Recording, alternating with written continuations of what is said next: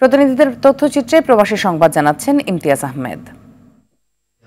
Saudi আরবের আল জুবাইলে ব্যবসায়ী ও উদ্যোক্তাদের সঙ্গে রিয়াদ বাংলাদেশ দূতাবাসের কর্মকর্তাদের পরিচিতি ও মতবিনিময় সভা অনুষ্ঠিত হয়েছে। এতে উপস্থিত ছিলেন দূতাবাসের মিশন উপপ্রধান S M. Nazmul Hasan, labour councillor Mohammad Reza ই Rabbi, economic councillor doctor Mohammad Mahbubur Rahman, political councillor Kaniz Fatema ও সোনালী ব্যাংকের প্রতিনিধি তৌফিকুল রহমান। সভায় দূতাবাসের কর্মকর্তাদের কাছে ব্যবসা সংক্রান্ত প্রতিবন্ধকতা ও সম্ভাবনার কথা তুলে ধরেন ব্যবসায়ীরা। এ সময় প্রবাসে ব্যবসা সম্প্রসারণে সব ধরনের সহযোগিতার আশ্বাস দেন দূতাবাসের কর্মকর্তারা।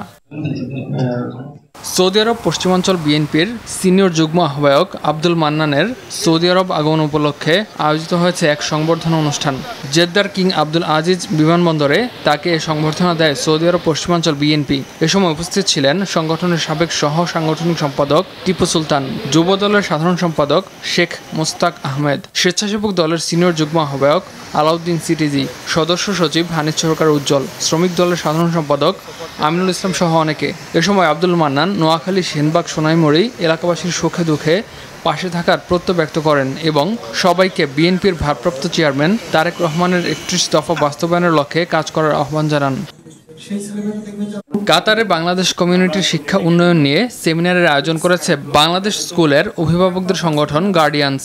রাজধানী দোহায় অনুষ্ঠিত এই সেমিনারে যোগ দেন সফররত বিশিষ্ট শিক্ষাবিদ প্রফেসর ডক্টর জিল্লুর রহমান বিশ্বাস।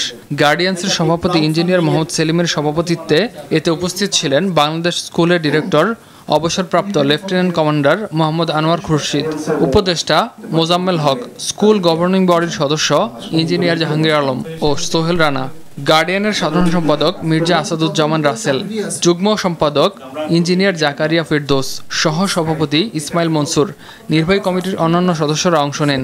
সভায় কাতারে বাংলাদেশ স্কুলের শিক্ষার মান বৃদ্ধির বিষয়ে আলোচনা করা হয়। ইমতিয়াজ আহমেদ, RTV।